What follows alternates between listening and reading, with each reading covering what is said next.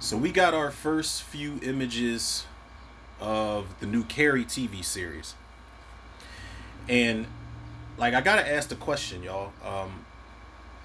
How, who's been rebooted more as far as a character goes? Batman, Superman, Spider Man, or fucking Carrie White? Cause like again, we doing this again, yo.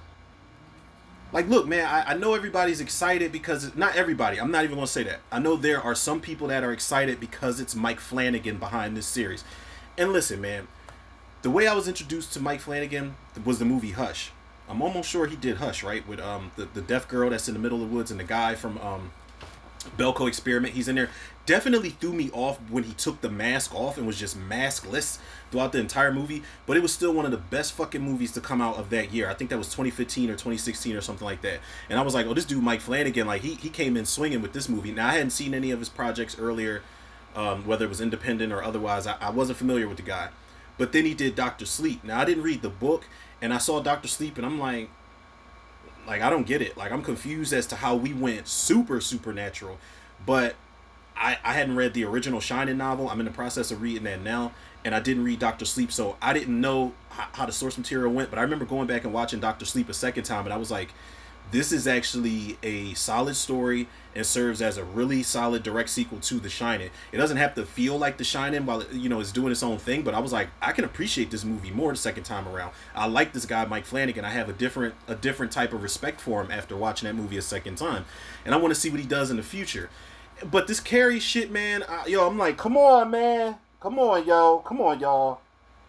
All of the fucking Stephen King properties that need reboots. Me personally, I don't know about y'all. Let me know in the comments.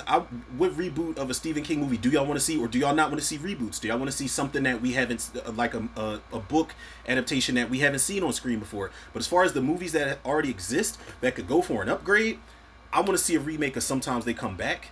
I want to see a remake of Graveyard Shift. I want to see a remake of Sleepwalkers. There's going to be a hard sell with all the with the incest shit that's going on in there. But I think it could be a dumb fun remake if you balance the horror and the humor like they did in the first one. I want to see a remake of the Tommy Knockers. As amazing as that cast is in that original miniseries, the Tommy Knockers does not hold up well at all, man. That shit is cheap. It just looks cheap. It's like a lot of the performances don't hold up too well. But I remember James Wan was attached to the Tommy Knockers a long time ago. There's so many fucking Stephen King things that can go for it. They're doing a Cujo remake for Netflix. And please don't make it so that, oh, he was in the laboratory, he's a science experiment that escaped. We had that already. We had our Cujo remake that was on that type of time back in the 90s. It was called Man's Best Friend. And that was the better movie. I love that movie way better than Cujo. I think Cujo's an overrated movie to begin with. But Carrie, like, come on, man. You had the 70s version. Brian De Palma, man, who has an amazing fucking track record. And he's got his thing. He's one of those directors where it's like, oh, that's the Brian De Palma shot where there's multiple things happening at once in slow motion and you don't know what's going to happen. Sissy Spacek, Piper Laurie, Amy Irvin, William Catt, John Travolta, Nancy Allen, PJ Souls. Like, the original is a classic for sure. And then you got what is one of the most unnecessary remakes of all or sequels of all time with the Rage Carrie 2, but somehow it remains underrated as shit, man.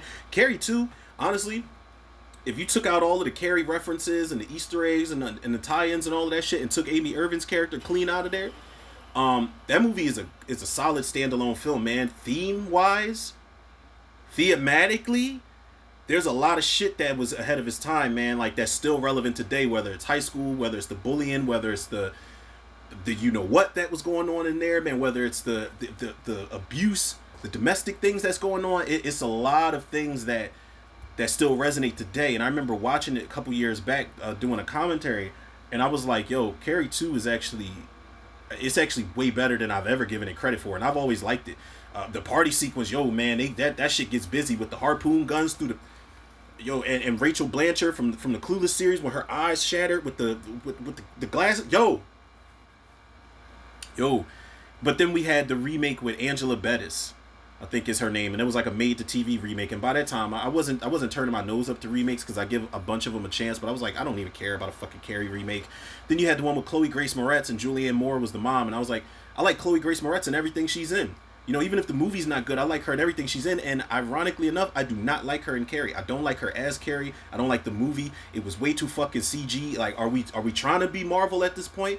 And speaking of Marvel, from what I've read with the plot synopsis for this new Carrie series, there's multiple teenagers with telekinesis. Like, what the fuck? Like, yo. If I even glance at this show, I'm gonna watch the trailer and all that shit, but if I even glance at an episode of this show, it's going to be the last episode, or whatever episode that prom scene is where she fucks them up. That's always those bullies getting the comeuppance in these Carrie movies is always going to be the highlight for me. I don't give a fuck about the character development and anything else that y'all are going to have going on. I know people are excited to see Matthew Lillard as the principal. I love Matthew Lillard on screen, man, but I just don't care about the character you're playing. I didn't care about the character who's playing in Five Nights at Freddy's either, man. This is just a story that I feel like we've seen told so many different times, so many different attempts, and nothing's going to match up to the original, no matter how much you modernize it. But like, I'm cool with a remake, but let's not keep doing the like come on, man. Like it's so many Stephen King movies, man. Think about the Stephen King movies from like the 80s up until the late 90s, early 2000s or so. Like, I was about to say, you really can't remake Maximum Overdrive, can you? Because that's just fucking Tesla. Like, the cars are driving themselves and shit. Like, it's just gonna be a bunch of Teslas.